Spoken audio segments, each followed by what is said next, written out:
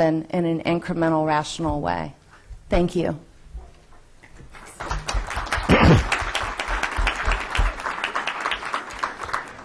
Well, thank you, Susan, and as will be evident to all of you pretty quickly, this is a similar song sung in different keys with different verses. The premise of Disrupting Class is that disruptive innovation is massively intruding upon the conventional model of K-12, that it will be the majority of all secondary enrollments in fewer than 8 years, and that this is a good thing. It has its roots before, shall we say, the recent unpleasantness. Before any of us knew that there were such things as securitized debt obligations backed up by credit default swaps and sliced into mezzanine tranches to toxify the international banking system. I didn't know any of that stuff before. It's before we kind of officially declared the end of the era of American exceptionalism. We had a long run, half century or so, in which we either beat or bought or bombed everybody in sight. We had a workforce almost perfectly aligned to the contours of what the economy was looking for, and we were very talented at exploiting several generations of cheap commodities, whether you're talking about steel or concrete or food or fuel. We were the best in the world at that, and we had a great ride.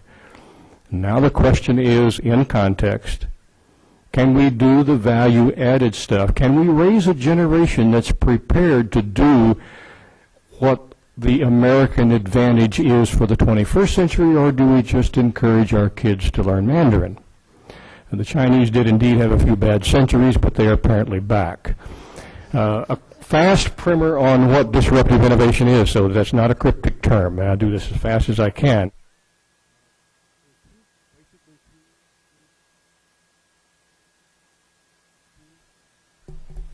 Two kinds of innovation out there. One we all recognize, sustaining or incremental innovation. It's the things get better. What products and services that you're familiar with, that you recurringly buy or use, they tend to be the dominant players in that particular industry, and they are very good at making that product or service a little better all the time. In fact, on a technology basis, most of those products and services get better than we can use. I don't drive my car 120 miles an hour, but it'll go that. Unless I've got a 12-year-old at the ready, I probably can't do everything that the DVR machine is capable of. I mean, the technology generally outraces the customer's ability to use it. And the players that continue along this innovation path get better and better, and they continue to dominate the industry. But from time to time, something comes along from the outside. Two quick examples. One from the era of the 80s when mini computers dominated. You remember, mini computers are about the size of this podium over here, but compared to mainframes that would fill this whole room, they were small, and it meant that engineers could have them in their departments as opposed to just having one per corporation. And most of these companies were in the Boston area. They were always written up as the best managed companies in the United States, if not the world, and within the space of about 2 years, they all evaporated. And just take one, DEC, Digital Equipment. They made $250,000 computers that they sold at 40% profit margins. Pretty good deal. They had visions of making even more expensive machines at even higher profit margins, and they had engineers who could look out the window and see that some people in their garages were making this thing called a PC.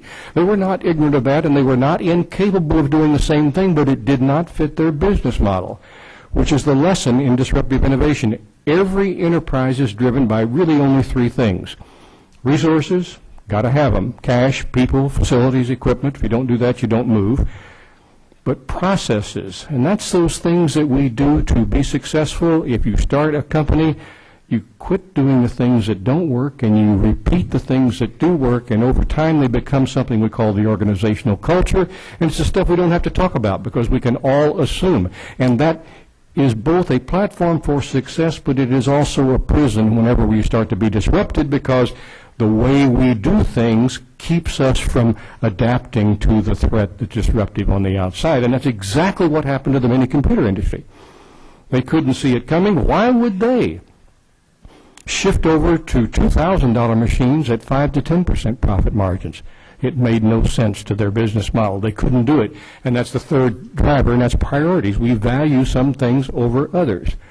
One other quick example. Some of you in the room are old enough to remember when most electronic appliances were vacuum tube powered. Philco, Westinghouse, RCA, Zenith. And in 1950, a little Japanese company, not very well known, named Sony, put the new transistor technology into hearing aids. And then they thought, well, we could miniaturize other things. And in 1955, they came out with the first pocket portable transistor radio. And if you're old enough to remember those, you would have to remember they weren't very good. Tinny sound, it was just awful. But the innovation at play was portability. Teenagers could take those things to the beach and listen to rock music away from their parents. And in the past, they'd have to listen to the radio that was a piece of furniture in the living room. And then Sony made the first black and white TV in 1959 from transistors, and you know how this story turns out. Well, this is the journey of a disruptive innovation. It almost always first starts out as not very good. You have to remember, the first Toyota was not a Lexus. It was a Corona. It was a piece of tin with bad seats and a weak engine. But it got better. And that's what happens. It starts out as not so good. It usually appeals to people on the basis of higher convenience or affordability. Most of the people who bought that Sony black and white TV were people whose wallets or apartments were too small to buy the regular TV that was a big piece of furniture in the living room, which in today's dollars would have cost $4,000. And then this disruptive innovation gets better, begins to erode market share, and then becomes a dominant player. Now, this is what happens over and over and over in industry after industry. And about this time, somebody's thinking in the room, well, yeah, but K-12 is different. Sure it is. It's layered with politics. It has legislators and governors who see themselves, understandably, as a macro board of directors, writing the rules, setting the regulations, providing most of the resources. But that's not the problem in K-12, and that's not why it is vulnerable to massive disruption. The problem is that the business model is totally out of alignment with reality. Just totally out of alignment with reality. If you look at the business model, the operating assumptions of K-12, you see over in this column, one, knowledge must be scarce, hard to get to.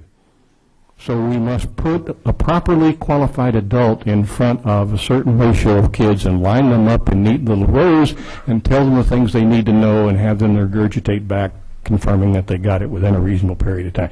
The truth is, the reality, knowledge is all over the place and the kids know how to get it. They learn, but mostly outside school. They are familiar with and comfortable on the technology platform. Another assumption that hangs on in the business model is all relevant knowledge is organized into courses, and those courses are mashed into the subjects, and they're mashed into courses, and the courses are put in proper sequence, the content of which is delivered by somebody we call an instructor to somebody we call a student through a phenomenon we call instruction, and confirmed by punching little bubbles on a test within a reasonable period of time. The kids out there learn in a completely integrated fashion. They even have a little term called mashup. I mean, they know how to take this and add it to that and mix in something else. They don't learn in these silos. They don't learn in this kind of a way. Further, we